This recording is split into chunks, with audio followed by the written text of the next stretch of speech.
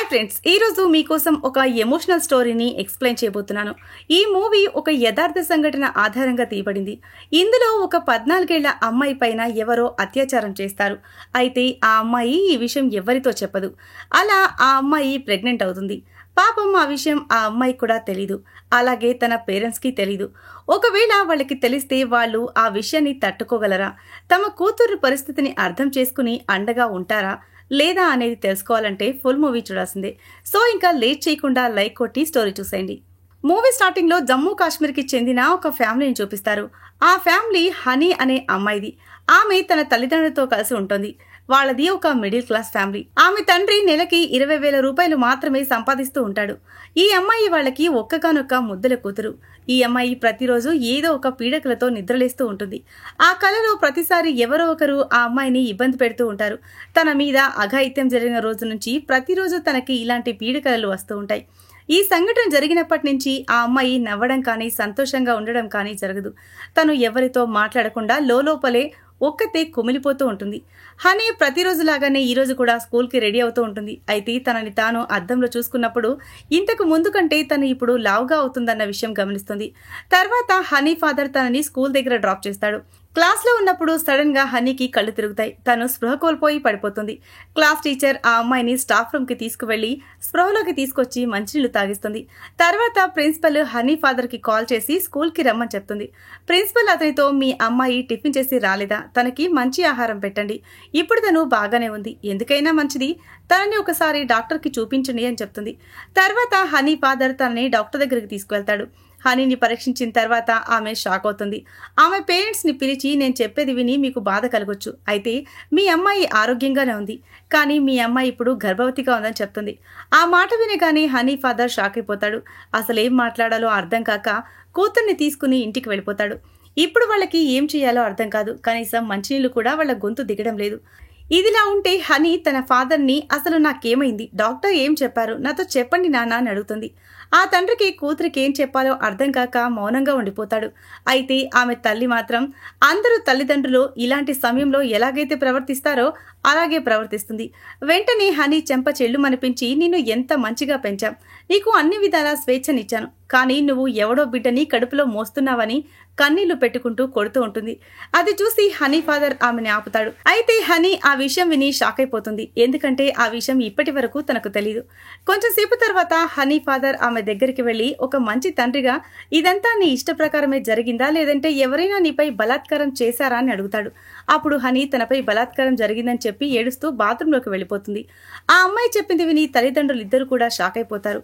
అసలు మా కూతురికి ఇలా ఎందుకు జరిగింది అని బాధపడతారు. వెంటనే హనీ దగ్గరికి వెళ్తారు. ఆ అమ్మాయి అప్పటికే స్పృహ కోల్పోయి పడిపోయి ఉంటుంది. తర్వాత రోజు హనీ మదర్ తనని ఒక డాక్టర్ దగ్గరికి తీసుకువెళ్తుంది. డాక్టర్ తో, మా అమ్మాయికి అబార్షన్ చేయండి అని అడుగుతుంది. ఆ డాక్టర్ ఆ అమ్మాయి వయసు 14 ఏళ్లే అని తెలుసుకున్న తర్వాత, ఇది లీగల్ మ్యాటర్, మీరు కోర్టుకు వెళ్లి పర్మిషన్ తీసుకోవాలి, ఎందుకంటే ఈ అమ్మాయి మైనర్ కాబట్టి తన ప్రాణానికి ప్రమాదం ఏర్పడవచ్చు అని చెప్తుంది. బయటికి వచ్చిన తర్వాత హనీ మదర్ కి ఒక మహిళ నాటు మందిస్తుంది. దీంతో మీ అమ్మాయికి గర్భస్రావం జరుగుతుంది అని చెప్తుంది. ఇంకోవైపు హనీ ఫాదర్ ఒక డాక్టర్ ని కలుస్తాడు. ఆమె ఒక లాయర్ గురించి చెప్తుంది. ఆమె, నాకు ఒక ఎన్జిఓ ఉంది, అది మహిళల కోసమే పనిచేస్తుందని చెప్తుంది. ఆమె కూడా ఒక మహిళ కావడం వల్ల ఈ కేసులో మెరుగ్గా సహాయం చేయగలదు. మరోవైపు హనీ మదర్ తనకి నాటు మందు తాగించే ప్రయత్నం చేస్తూ ఉంటుంది. ఈలోగా హనీ ఫాదర్ లాయర్ నైనాని తీసుకుని ఇంటికి వస్తాడు. ఆమె, నేను ఇలాంటి కేసులు ఇంతకు ముందు చాలా చూశాను అంటుంది. అది విని హనీ మదర్ తన భర్తని లోపలికి పిలిచి, మనకి ఎటువంటి కేసు అక్కర్లేదు అంటుంది. ఈ విషయం నలుగురికి తెలిస్తే ఎన్నో రకాలుగా మాట్లాడుకుంటారు, నీకు తెలుసు కదా. అంతెందుకు, మన చుట్టాలమ్మాయి పరం విషయంలో కూడా ఇలాగే జరిగింది. తన మీద ఎవరో బలాత్కారం చేసి తను ప్రెగ్నెంట్ అయినప్పుడు వాళ్ళు కూడా ఇలాగే కేసు వేశారు. కొన్ని రోజుల తర్వాత ఆ అమ్మాయి శవం దొరికింది. నేను నా కూతురు విషయంలో ఇలా జరగాలని కోరుకోవట్లేదు అంటుంది. ఆమె చాలా భయపడిపోయి ఉంటుంది. అందువల్ల తన భర్తతో, మనం తన బిడ్డని కూడా పెంచుకుందాం అంటుంది. అప్పుడు ఆమె భర్త చాలా కోపడతాడు. నా కూతురికి కేవలం 14 ఏళ్లే, తన విషయంలో నేను ఇలా జరగనివ్వను అంటాడు. నైనా వాళ్ళిద్దరికీ సర్ది చెప్తుంది. మీరేమీ కంగారు పడకండి, నేనంతా చూసుకుంటాను అంటుంది. తర్వాత రోజు హనీని పోలీస్ స్టేషన్కి తీసుకువెళ్తారు. అక్కడ పోలీసులు హనీని చాలా ప్రశ్నలు వేస్తారు. వాళ్ళ ఫాదర్తో, మీరేమీ దిగులు పడకండి, మేము ఇలాంటి కేసులు ఎన్నో చూసాం, మేము ఈ కేసుని మంచిగా హ్యాండిల్ చేస్తామని చెప్పి, హనీ, నీకు స్కూల్లో ఇష్టం లేని వాళ్ళు ఎవరైనా ఉన్నారా అని అడుగుతారు. హనీ, అలాంటి వాళ్ళు ఎవరూ లేరు అంటుంది. అప్పుడు పోలీస్, నీ స్కూల్ టీచర్ కానీ బస్సులో, ఆటోలో లేదా మీ కజిన్స్ ఎవరైనా నేను ఇబ్బంది పెట్టే విధంగా ప్రవర్తించారా అని అడుగుతాడు. అప్పుడు హనీ ఒక పేరు చెప్తుంది. అతను అమన్ సార్ అని చెప్పి హనీ అక్కడి నుంచి లేచి వెళ్ళిపోతుంది. హనీ ఫాదర్ని పోలీసులు ఎవరు ఈ అమన్ అని అడుగుతారు. అప్పుడు హనీ ఫాదర్ అమన్ మా ఏరియాలోనే ఉంటాడు.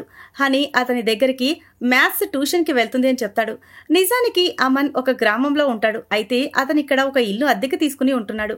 అమన్ సాయంత్రం వేళల్లో పిల్లలకి ట్యూషన్స్ చెప్తూ ఉంటాడు. నెక్స్ట్ సీన్ లో లాయర్ హనీ కేసుని ఫైల్ చేసి జడ్జితో ఒక 14 ఏళ్ల అమ్మాయి మీద రేప్ జరిగింది. ఇప్పుడు తను గర్భవతిగా ఉంది. డాక్టర్స్ ఎవ్వరూ ఆ అమ్మాయికి అబార్షన్ చేయడానికి ముందుకు రావడం లేదు. కాబట్టి త్వరగా తనకి అబార్షన్ చేయడానికి పర్మిషన్ ఇవ్వండి అని అడుగుతుంది. మరోవైపు పోలీసులు అమన్ గురించి ఒక పాన్ షాప్ వ్యక్తిని అడుగుతారు. అతను చాలా మంచి వ్యక్తి. అతను ఎటువంటి మత్తు పదార్థాలు తీసుకోడు. నా దగ్గర అప్పుగా ఉన్న డబ్బు కూడా సమయానికి తిరిగిచ్చేసేవాడు అని చెప్తాడు. అప్పుడు పోలీసులకి అనుమానం కలుగుతుంది. ఈ పాన్ షాప్ వాడు మత్తు పదార్థాలు అమ్ముతూ ఉంటాడు. అమన్ వీడి దగ్గర మత్తు పదార్థాలు తీసుకోకపోతే మరి అప్పు ఎందుకు పెడుతున్నాడు? దీని వెనుక ఏదో మ్యాటర్ ఉంది అనుకుంటారు. ఆ పాన్ షాప్ వ్యక్తి వెంటనే అమన్కి నిన్ను పోలీసులు వెతుకుతున్నారని ఇన్ఫర్మేషన్ ఇస్తాడు. ఆ విషయం తెలుసుకున్న వెంటనే అమన్ తన బట్టలు సర్దుకుని జమ్మూ కాశ్మీర్ నుంచి పరారైపోతాడు. తర్వాత పోలీసులు అమన్ ఊరికి బయలుదేరతారు. ఇంకోవైపు లాయర్ జడ్జితో మా దగ్గర ఇంకా ఎక్కువ సమయం లేదు, అబార్షన్ చేసే సమయం ముగిసిపోతుంది, మాకు పర్మిషన్ ఇవ్వండి అంటుంది. అయితే జడ్జి సాక్ష్యాధారాలతో అన్ని ప్రూవ్ అయ్యే వరకు మేము ఎటువంటి తీర్పు ఇవ్వలేము అంటాడు. మాకు ఆ అమ్మాయి స్టేట్మెంట్ కావాలి అని చెప్తాడు. లాయర్కి హనీ మదర్ అన్నమాట ఎక్కడ నిజమవుతుందో అని భయంగా ఉంటుంది. ఎందుకంటే హనీ ఇప్పుడు చాలా విచారంగా ఉంటుంది. రోజులు గడిచిపోతున్న కొద్దీ ఆ అమ్మాయికి సరిగ్గా నిద్ర కూడా పట్టదు. హనీ పేరెంట్స్ ఆ అమ్మాయి దగ్గరకు వస్తారు. ఆమె ఫాదర్ హనీతో, నీకు గుర్తుందా నాన్న, చిన్నప్పుడు నువ్వు వెళ్లే దారిలో ఒక కుక్క నిన్ను ఇబ్బంది పెడుతూ ఉండేది. నేను నిన్ను వేరే దారిలో వెళ్ళమని చెప్పాను. అప్పుడు నేను తప్పు చేశాను. నీకలా చెప్పి ఉండకూడదు. ప్రతిసారి మనం దారి మార్చి వెళ్ళకూడదు. అప్పుడే నేను నీకు ఎదురెళ్లి పోరాడటం నేర్పించి ఉండాల్సింది. కానీ నేను అలా చేయకుండా తప్పు చేశాను. నా వల్లే తప్పు జరిగింది. కాబట్టి ఇప్పుడు నీపైన అఘాయిత్యం చేసిన వాడి మీద మనం ఎలాగైనా బదులు తీర్చుకోవాలి. లేదంటే వాడు నీలాంటి ఇంకో అమ్మాయిని నాశనం చేస్తాడని చెప్పి ఆ అమ్మాయికి ధైర్యం చెప్పి తనని ఇంకా స్ట్రాంగ్ గా ఉండే విధంగా మోటివేట్ చేసే ప్రయత్నం చేస్తారు. ఎందుకంటే తను ఈ స్ట్రెస్ లో ఏదైనా అఘాయిత్యానికి పాల్పడుతుందేమోనని వాళ్లకు భయంగా ఉంటుంది. లాయర్ హనీతో, మాకు నీ ఫుల్ స్టేట్మెంట్ కావాలి, అసలు నీ విషయంలో ఏం జరిగిందో చెప్పాలి, అప్పుడే మనం కోర్టు దగ్గరికి వెళ్లి అబార్షన్ కోసం పర్మిషన్ తీసుకోగలము అని చెప్తుంది. ఇక్కడ సీన్ ఫ్లాష్ బ్యాక్ లోకి వెళ్తుంది. హనీ ఎప్పుడులాగానే చాలా సంతోషంగా స్కూల్కి రెడీ అవుతుంది. స్కూల్లో ఉన్నప్పుడు హనీకి మ్యాథ్స్లో ఎక్కువ ప్రాబ్లం అవుతూ ఉంటుంది. అందువల్ల తన క్లాస్మేట్ ఒక అబ్బాయి, మన ఏరియాలోనే ఒక కొత్త టీచర్ వచ్చారు, అతను మ్యాథ్స్ చాలా బాగా చెప్తాడు అని అమన్ ట్యూషన్ గురించి చెప్పి అక్కడ జాయిన్ అవ్వమని చెప్తాడు. హనీ వెంటనే ఇంటికి వెళ్లి తన ఫాదర్ తో ట్యూషన్ కి వెళ్తాను అని అడుగుతుంది. ఆమె ఫాదర్ ట్యూషన్ వాళ్ళ ఏరియాలోనే దగ్గరలో ఉండటం వల్ల వెళ్ళడానికి పర్మిషన్ ఇస్తాడు. అలా హనీ ఆ ట్యూషన్కి వెళ్తూ ఉంటుంది. అలా ఒకరోజు అమన్ హనీతో, నీకు మ్యాథ్స్లో చాలా ప్రాబ్లం అవుతుంది కాబట్టి ట్యూషన్ అయిపోయిన తర్వాత నువ్వు ఇక్కడే ఉండు, నేను నీకు ఎక్స్ట్రా క్లాస్ చెప్తాను అంటాడు. హనీ అతను చెప్పినట్టుగానే ఎక్స్ట్రా క్లాస్ కోసం ఉంటుంది. తర్వాత రోజు అమన్ పిల్లలందరికీ ట్యూషన్కి హాలిడే ఇస్తాడు. అయితే హనీకి ఈరోజు హాలిడే అని తెలీదు. అమన్ హనీతో, ఈ రోజు నేను నీకు మంచిగా మ్యాథ్స్ నేర్పించడానికి అందరికీ హాలిడే ఇచ్చానని చెప్పి ఒక DVD ఇచ్చి కింద ఉన్న అంకుల్కి ఇవ్వు, అతన్ని పెద్ద సౌండ్ పెట్టి ప్లే చేయమని చెప్పు అంటాడు. ఎందుకంటే ఆ సౌండ్ వల్ల ఇక్కడ ఏం జరిగినా ఎవరికీ వినపడదు అని. హనీ రాగానే తనని బలవంతంగా గదిలోకి లాక్కెళ్లి బలాత్కారం చేస్తాడు. హనీ అరుపులు ఎవ్వరూ వినకూడదనే DVD ప్లే చేసే ప్లాన్ చేశాడు. హనీ స్టేట్మెంట్ వీడియో తీసి కోర్టులో సబ్మిట్ చేస్తారు. అయితే జడ్జి కేవలం ఈ స్టేట్మెంట్తో ఏమీ చేయలేము, ఇది కోర్టు, దీనికి ఆధారాలు కావాలి అంటారు. తర్వాత రోజు లాయర్ హనీ ఫ్యామిలీని కోర్టుకి తీసుకువెళ్తుంది. అయితే బయట చాలా మంది మీడియా వాళ్ళు ఉంటారు. వాళ్ళు ఆ అమ్మాయిని రకరకాల ప్రశ్నలు వేస్తూ ఉంటారు. వాళ్ళల్లో ఒక లేడీ రిపోర్టర్, ఈ అమ్మాయి హనీ, తనని ఎవరో రేప్ చేశారు అని చెప్తుంది. ఈలోగా లాయర్ ఆమెని అడ్డుకుని, ఇదేనా మీ మానవత్వం? చిన్నపిల్లని ఈ విధంగా మాటలతో హింసకి గురి చేస్తున్నారు. ఒక్కసారి తన ప్లేస్లో నిన్ను ఊహించుకో, అప్పుడు ఆ బాధ అర్థమవుతుంది అని చెప్తుంది. లాయర్ మాటలు విని ఆ రిపోర్టర్ తలదించుకుంటుంది. తర్వాత వాళ్ళు కోర్టు లోపలికి వెళ్తారు. మరోవైపు పోలీసులకి అమన్ దొరికిపోతాడు. పోలీసులు అతన్ని కోర్టులో ప్రవేశపెడతారు. ఇప్పుడు అన్ని ఆధారాలు ఉన్నాయి కాబట్టి లాయర్ ఇప్పుడు మాకు అబార్షన్కి పర్మిషన్ ఇవ్వండి అంటుంది. కోర్టు అమన్కి 14 రోజులు రిమాండ్ విధించి, హనీ కేసు చాలా కాంప్లికేటెడ్, మేము ఈ బాధ్యత తీసుకోలేము అంటారు. అది విని హనీ తల్లిదండ్రులు షాక్ అవుతారు. ఎందుకంటే అమన్కి శిక్ష విధించడం ఎంత ఇంపార్టెంటో హనీకి అబార్షన్ చేయించడం కూడా అంతే ఇంపార్టెంట్. రోజులు గడిచే కొద్దీ ప్రతిరోజు వాళ్ళకి గండంగానే గడుస్తుంది. లాయర్ హైకోర్టుకి వెళ్దామంటుంది. అయితే హనీ పేరెంట్స్ ఇంకా పోరాడటానికి సిద్ధంగా లేరు. మరోవైపు అమన్ ఫాదర్ కి మీ అబ్బాయిని రేప్ కేసులో అరెస్ట్ చేశారని కాల్ వస్తుంది. అమన్ ఫాదర్ చాలా డబ్బున్న వ్యక్తి కాబట్టి సిటీలో ఉన్న పెద్ద లాయర్కి ఫోన్ చేసి చిన్న రేప్ కేసు వాదించాలి అని చెప్తాడు. దీన్ని బట్టి అతను ఒక అమ్మాయి జీవితం నాశనం అవుతూ ఉంటే అది చిన్న విషయం అంటున్నాడంటే వాళ్ళ మనస్తత్వం ఎలాంటిదో అర్థం చేసుకోవచ్చు. తర్వాత అతను హైకోర్టులో ఫేమస్ క్రిమినల్ లాయర్ అయిన దేవిక అనే లేడీ వకీల్కి కేసు అప్పగిస్తాడు. ఇంకోవైపు హనీ మదర్ వాళ్ళ లాయర్ నైనాకి ఫోన్ చేసి హనీకి నెలలు పెరుగుతూ ఉన్నాయి, ఇప్పుడు మేము తనకి అబార్షన్ చేయించవచ్చా అని అడుగుతుంది. నైనా ఆమెతో అలా చేయొద్దు అని చెప్తుంది, ఎందుకంటే అలా చేయడం చాలా రిస్క్. ఇంకోవైపు అమన్ లాయర్ అతని దగ్గరికి వెళ్లి విచారిస్తుంది. అమన్ ఆమెతో ఇదంతా నేను బలవంతంగా చేయలేదు, ఆ అమ్మాయి ఇష్ట ప్రకారమే నాతో అలా చేసింది అని చెప్తాడు. అయితే లాయర్ దేవిక ఇలాంటి కేసులు ఎన్నో చూసింది. అతను అబద్ధం చెప్తున్నాడని ఆమెకు తెలుసు. కాబట్టి ఆమె అమన్ ఫాదర్ని ఒక్క సెషన్కి 2 లక్షల రూపాయలు డిమాండ్ చేస్తుంది. ఎందుకంటే ఈ కేసు వల్ల తన రెప్యుటేషన్ దెబ్బతినే అవకాశం ఉంది. ఇప్పుడు కేసు హైకోర్టుకు వెళ్ళింది. అక్కడ జడ్జి లేడీ, ఆమెకు కూడా 14 ఏళ్ల కూతురుంది. హనీ కేసులో మొదటి రోజు లాయర్ వాదన విన్న తర్వాత జడ్జ్ ఇది చాలా కాంప్లికేటెడ్ కేసు కాబట్టి ఒక బెస్ట్ గైనకాలజిస్ట్ ని హనీ హెల్త్ చెకప్ చేయడానికి అనుమతి జారీ చేస్తుంది. ఎందుకంటే హనీకి ఇప్పుడు అబార్షన్ చేయించాలా లేదా అనే విషయం తెలుసుకోవాలి. ఆ తర్వాతే ఏదైనా స్టెప్ తీసుకుంటారు. అయితే ఈలోగా హనీ ఎగ్జామ్ డేట్ వస్తుంది. తను ఎగ్జామ్ రాయడానికి రెడీ అవుతుంది. అప్పుడు ఆమె మదర్ ఎగ్జామ్కి పంపించడానికి అంగీకరించదు. కానీ తన ఫాదర్ ఇంతకు ముందు ఎలాగైతే స్కూటీలో స్కూల్ దగ్గర డ్రాప్ చేసేవాడో అలాగే ఇప్పుడు కూడా తనని ఎగ్జామ్కి తీసుకువెళ్తాడు. స్కూల్కి వెళ్ళిన తర్వాత స్కూల్లో అందరూ హనీకి సపోర్ట్గా ఉంటారు. వాళ్ళు కూడా ఆమె కోసం పోరాటం చేస్తారు. ఈ విషయంలో హనీ ఫాదర్ చాలా సంతోషపడతాడు. అతనికి కొంచెం ఊరటగా అనిపిస్తుంది. ఇప్పుడు హనీ హెల్త్ చెకప్ కంప్లీట్ అవుతుంది. డాక్టర్ కోర్టుకి రిపోర్ట్ సబ్మిట్ చేస్తాడు. కోర్టులో డాక్టర్ హనీకి 14 వారాలు నిండాయని, ఇప్పుడు అబార్షన్ చేస్తే ఆమె ప్రాణానికి ప్రమాదం ఏర్పడవచ్చని చెప్తాడు. ఇది విన్న తర్వాత జడ్జి పర్మిషన్ ఇవ్వడం కుదరదని తేల్చి చెప్తుంది. తర్వాత హనీ తరపున లాయర్తో అమన్ లాయర్ మాట్లాడుతుంది. నైనా ఆమెతో ఈ 14 వారాలు కోర్టు మూలంగానే వృధా అయిందని, దానికి హనీ బాధితురాలు కాదని చెప్తుంది. అయితే ఆ లాయర్ నైనా సీనియర్ కాబట్టి తనకి తన లోటుపాట్లు తెలుసు. పైగా అమన్ నేరస్తుడని రుజువు చేసేందుకు ఇంకా చాలా సమయం పడుతుంది. అందుకు హనీ దగ్గర అంత సమయం లేదు. నెక్స్ట్ వాయిదా ఇంకో 3 రోజుల్లో ఉంది. మరుసటి రోజు పక్కింట్లో ఉండే పెద్దాయన వచ్చి హనీ ఫాదర్ మదర్ని మీతో మాట్లాడాలి, నాతో రండి అని వాళ్ళ ఇంటికి తీసుకువెళ్తాడు. వాళ్ళు అక్కడికి వెళ్లేసరికి అమన్ ఫాదర్ వాళ్ళ కోసం ఎదురు చూస్తూ ఉంటాడు. అమన్ ఫాదర్ వాళ్ళకి చేతులెత్తి దండం పెట్టి, నా కొడుకు బాగా చదువుకున్నాడు, నా కొడుకు అలాంటివాడు కాదు, మీరు కేసు వాపస్ తీసుకోకపోతే పిల్లలిద్దరి జీవితం పాడైపోతుంది, కాబట్టి మీరు కేసు వాపస్ తీసుకోండి, మీకు కావలసినంత డబ్బు ఇవ్వడానికి నేను సిద్ధంగా ఉన్నాను. ఇండియాలో టాప్ మోస్ట్ డాక్టర్స్ ఉన్న హాస్పిటల్లో మీ అమ్మాయికి అబార్షన్ చేయిస్తాను, తన చదువుకయ్యే ఖర్చు, విదేశాలకు వెళ్లే ఖర్చు కూడా నేనే భరిస్తాను అంటాడు. అతను ఇంకా ఏదైనా మాట్లాడే లోపు హనీ ఫాదర్ అక్కడి నుంచి వెళ్ళిపోతాడు.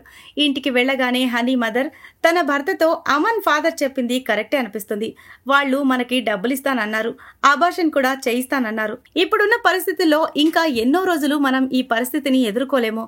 కోర్టు చుట్టూ ఇంకా ఎన్ని రోజులు తిరగాలో తెలియదు కాబట్టి మనం కేసు వాపస్ తీసుకుని వాళ్ళు చెప్పినట్టు వినడమే కరెక్ట్ అంటుంది. ఈలోగా హనీ అక్కడికి వస్తుంది. ఇంత దూరం వచ్చిన తర్వాత మనం వెనక్కి తగ్గకూడదు. చిన్న చిన్న పిల్లలకు కూడా నా విషయంలో ఏం జరిగిందో తెలుసు, కాబట్టి నాకు న్యాయం కావాలి అంటుంది. అప్పుడు హనీ మదర్ కూతురు మీద కేకలేస్తుంది. అయితే ఆమె ఫాదర్ హనీతో నీకు నేను తోడుగా ఉంటానని భరోసా ఇస్తాడు. మరోవైపు జడ్జి ఇంట్లో ఇదే కేసు గురించి ఆలోచిస్తూ విచారంగా ఉంటుంది. ఆమె తన కూతురితో ఒక్కోసారి చాలా కఠినమైన సమయాన్ని ఎదుర్కోవాల్సి వస్తుంది, ఎందుకంటే నిజం ఏదో అబద్ధం ఏదో మాకు తెలిసినా కూడా ఒక్కోసారి సరైన తీర్పు ఇవ్వలేని స్థితిలో మా చేతులు కట్టేసుంటాయని చెప్తుంది. అప్పుడు ఆమె కూతురు, అమ్మ నువ్వు ఒక పని చెయ్యి, మా అమ్మని చూసి గర్వపడేలా తీర్పు ఇవ్వు అంటుంది. కూతురు మాటలు జడ్జిని ఒక తల్లి స్థానంలో ఉండి ఆలోచించేలా ప్రేరేపిస్తాయి. తర్వాత రోజు కోర్టులో అమన్ లాయర్ హనీ పేరెంట్స్ పైన నింద మోపుతుంది. వాళ్ళు డబ్బు కోసమే తమ కూతుర్ని ఆ ట్యూషన్కి పంపి ప్లాన్ ప్రకారమే ఇదంతా చేశారని చెప్తుంది. అంటే హనీ ఎవరో చెప్పడం వల్లనే ఇలా చేసింది అంటుంది. ఎందుకంటే హనీ ఫాదర్ జీతం కేవలం 20,000 రూపాయలు మాత్రమే. ఆ డబ్బుతో ఇల్లు గడవడం కష్టం కాబట్టి వాళ్ళ కూతుర్ని ఉద్దేశపూర్వకంగానే ట్యూషన్కి పంపించి డబ్బున్న అమన్ని ఇందులో ఇరికించారు అని చెప్తుంది. ఈ విషయాన్ని ప్రూవ్ చేయడం కోసం ఆమె కోర్టుకి ఒక DVD సబ్మిట్ చేస్తుంది. అందులో ఆ రోజు అమన్ ఫాదర్ వాళ్ళని కేసు వాపస్ తీసుకోమని అడుగుతున్నప్పుడు తీసిన వీడియో ఉంటుంది. వాళ్ళు దాన్ని రివర్స్ లో అప్లై చేసి హనీ ఫాదర్ వాళ్ళని డబ్బులు డిమాండ్ చేస్తున్నట్టు కోర్టుని నమ్మించే ప్రయత్నం చేస్తారు. కోర్టు నుంచి బయటికి రాగానే అమన్ లాయర్కి ఆమె కూతురు ఫోన్ చేస్తుంది. ఆ అమ్మాయి తన మదర్తో నువ్వు నా తల్లివేనా, ఒక అమ్మాయి జీవితం నాశనం చేస్తున్నావని ఫోన్ పెట్టేస్తుంది. ఈలోగా హనీ ఆమె దగ్గరకు వచ్చి కార్కి ఇచ్చి వెళ్ళిపోతుంది. ఎందుకంటే లాయర్ కార్కిని దారిలో పడేసుకుని ఉంటుంది. లాయర్ హనీకి థ్యాంక్స్ చెప్పేలోగానే హనీ అక్కడి నుంచి వెళ్ళిపోతుంది. తర్వాత రోజు మళ్ళీ కోర్టులో కేసు విచారణ జరుగుతుంది. అప్పుడు హనీ లాయర్ సీమా అనే అమ్మాయిని కోర్టులో ప్రవేశపెడుతుంది. ఈ అమ్మాయిది అమన్ ఊరు. అమన్ ఈ అమ్మాయి పైన కూడా బలాత్కారం చేశాడు. ఆమె కూడా గర్భవతి అయింది. అయితే ఆమె తల్లిదండ్రులు ఆమెకి ఇన్లీగల్ గా అబార్షన్ చేయించారు. అయితే హనీ పేరెంట్స్ అలా చేయలేదు. వాళ్ళు హనీకి న్యాయం చేయాలి అనుకుంటున్నారు. అలా లాయర్ నైనా అమన్ కి వ్యతిరేకంగా 5 అమ్మాయిల కేసులని కోర్టులో ప్రవేశపెడుతుంది. వీళ్ళందరూ కూడా అమన్ చేతిలో బలాత్కారానికి గురైన వారే. వీళ్ళందరూ కూడా అమన్ మీద వేరే పోలీస్ స్టేషన్ లో కేసు పెట్టారు. అయినా కూడా అతని మీద ఇప్పటి వరకు ఎటువంటి యాక్షన్ తీసుకోలేదు. ఎందుకంటే అమన్ ఫాదర్ డబ్బున్న వ్యక్తి కావడం వల్ల అందరూ అతనికి భయపడి వాడిని ఏమీ చేయలేకపోయారు. ఇప్పుడు కోర్టులో హనీకి కూడా తన వాదన వినిపించుకునే అవకాశం వస్తుంది. హనీ జడ్జి ముందు ఇది నా శరీరం, నా ప్రెగ్నెన్సీ టర్మినేషన్ గురించి నేను ఎందుకు నిర్ణయం తీసుకోకూడదు, ఇది నా శరీరం, మా ఫాదర్ మదర్ లాయర్ వీళ్ళంతా మిమ్మల్ని ఎందుకు పర్మిషన్ అడుగుతున్నారు, నా శరీరం మీద నాకు ఎటువంటి హక్కు లేదా అని అడుగుతుంది. జడ్జి హనీ మాటలు విని ఎమోషనల్ అయిపోతుంది. ఇప్పుడు జడ్జి ఇప్పటికిప్పుడు సిటీలోనే ఫేమస్ డాక్టర్తో హనీకి టెస్టులు చేయించి రిపోర్ట్ సబ్మిట్ చేయాలని ఆర్డర్ వేస్తుంది. వెంటనే హనీకి ఫేమస్ గైనకాలజిస్టులు పరీక్షలు చేసి రిపోర్టు కోర్టుకి సబ్మిట్ చేస్తారు. జడ్జ్ ఇందులో 3 డాక్టర్స్ హనీకి అబార్షన్ చేయించని రిపోర్ట్స్ ఇచ్చారు. కాబట్టి తక్షణమే ఆ డాక్టర్స్ హనీకి అబార్షన్ చేస్తారని చెప్తుంది. ఇంకా అమన్ విషయానికి వస్తే అతనికి 10 ఏళ్లు జైలు శిక్ష విధిస్తుంది. ఈ తీర్పు విని హనీ పేరెంట్స్ తో పాటు అక్కడ ఉన్న అమన్ లాయర్ కూడా సంతోషంగా ఫీల్ అవుతుంది. ఎందుకంటే ఆ లాయర్కి కూడా హనీ ఇబ్బంది బాధ అర్థమైంది. కాబట్టి తనకి న్యాయం జరిగి స్వేచ్ఛగా సంతోషంగా బతకాలని కోరుకుంది. మన దేశంలో ఎంతో మంది ఇలాంటి అమ్మాయిలు ఉన్నారు. ఎవరో ఒకరు వాళ్లపై ఘాతుకానికి పాల్పడుతూ ఉంటారు. కానీ చాలా మంది పిల్లలు భయపడి బయటికి చెప్పుకోలేక కృంగిపోతూ ఉంటారు. ఒకవేళ ఎవరైనా ధైర్యం చేసి చెప్పినా వాళ్ళ పేరెంట్స్ హనీ పేరెంట్స్ లాగా న్యాయం జరిగేలా పోరాటం చేయరు. 80% పేరెంట్స్ ఆ విషయాన్ని దాచిపెట్టడానికే ప్రయత్నం చేస్తారు. ఎందుకంటే వాళ్ళ పరువు పోతుందేమోనని వాళ్ళకి భయంగా ఉంటుంది. ఎవరికైతే హనీ లాంటి పేరెంట్స్ ఉంటారో అలాంటి అమ్మాయిలు ఎటువంటి సమస్య వచ్చినా ధైర్యంగా నిలబడి ఎదుర్కొంటారు. వాళ్ళకి ఆత్మహత్య చేసుకోవాలి అనే ఆలోచన కూడా రాదు. అప్పుడే మన సమాజంలో ఇలాంటి దరిద్రులు అంతమవుతారు. లేదంటే ఇలాంటి వాళ్ళు రోజురోజుకి పెరిగిపోతారు. మన దేశ ఆడపిల్లలు సురక్షితంగా ఉండలేరు. ఇంట్లో స్కూల్లో బయట ఎక్కడా కూడా వాళ్ళకి రక్షణ ఉండదు. నేటికి మన చుట్టుపక్కల 3 ఏళ్ల పసికందుపై కూడా అత్యాచారం చేసి చంపిన ఘటనలు చూస్తున్నారు కదా. ఇలాంటి వాళ్ళని ఏం చేసినా తప్పులేదు. మీ అభిప్రాయాన్ని ఖచ్చితంగా కామెంట్ చేసి చెప్పండి. ఈ సీన్తోనే ఈ మూవీ ఎండ్ అవుతుంది. సో ఇది ఫ్రెండ్స్ ఇవాటి స్టోరీ. ఈ స్టోరీ గనుక మీకు నచ్చినట్లయితే మరికొన్ని ఇంట్రెస్టింగ్ స్టోరీస్ కోసం ఛానల్ని సబ్స్క్రైబ్ చేయండి. Thanks for watching.